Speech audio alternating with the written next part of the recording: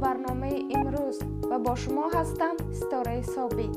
سرخط خبرها: راه هوایی دوشنبه به تاشکند و باکو دوباره باز می شود.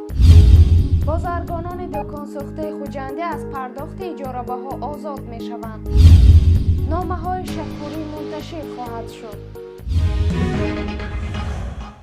کارشناسان شرکت های هواپیمایی تاجیکستان و ازبکستان و آذربایجان در آغاز ماه مارس تصمیم نهاییشان را درباره زمان آغاز پروازهای میانه دوشنبه و تاشکند و باکو و شماره پروازها اعلام می کنند. فریده یعقوبزاده مسئول روابط بین المللی وزارت نقلیات تاجیکستان که در مذاکرات جانبها شرکت کرده است گفت تاجیکستان و آذربایجان درباره این پروازها توافقنامه امضا کردند و اکنون همه زمینه‌های حقوقی فراهم آمده است. یعقوبزاده افزود تاجیکستان پیشنهاد کرده که این پروازها در آغاز هفته 2 مراتبه انجام بگیرد و راضی است که این پروازها را در مرحله اول شرکت آذری انجام دهد. سپس شماره این پروازها افزایش خواهد یافت و آن را شرکت‌های تاجیکستان و آذربایجان همزمان انجام خواهند داد.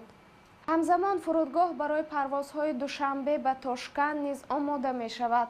سازمان هواپیمایی ازبکستان در نامه رسمی از فرودگاه دوشنبه داده‌های رسمی درباره آمادگی فرودگاه، نرخ خدمات فرودگاهی، ناوبری هوایی و شرایط تأمین سوختواره درخواست کرده است. فرودگاه در این باره داده‌های لازم را برای طرف ازبکی پیشنهاد کرده تا به احتساب شرایط خدمت‌رسانی نرخ بلیط‌ها را معین کند.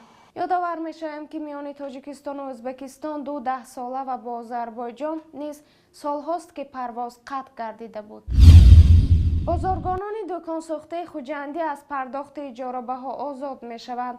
رئیس ولایت سوخت عبدالرحمن قادری در دیدار با بازرگانان خوجندی گفت دکاندارانی که از آتش سوزی در بازار پنجشنبه زیان دیدند برای 1 سال از پرداخت اجاره بها آزاد می شوند.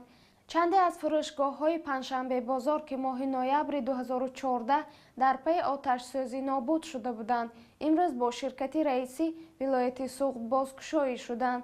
در این مراسم گفته شد که دکان های نوبنیاد با طرح نو و طبق مقررات آتش نشانی ساخته شده است.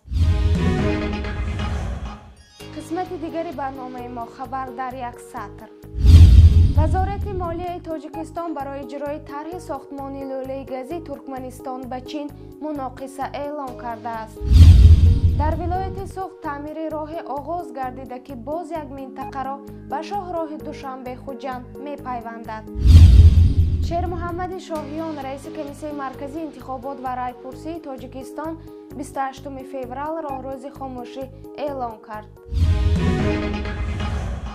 نامه های محمد جان شکوری دانشور و زبانشناس فقید تاجیک در شهر دوشنبه منتشر خواهد شد. بنابر گفته خانم دلافروز اکرامова از میان نامه های استاد بیش از 800 نامه که در سالهای 1950 تا 1992 نوشته شده بود انتخاب و در مجموعه با نام مکاتبه های استاد شکوری منتشر خواهد شد.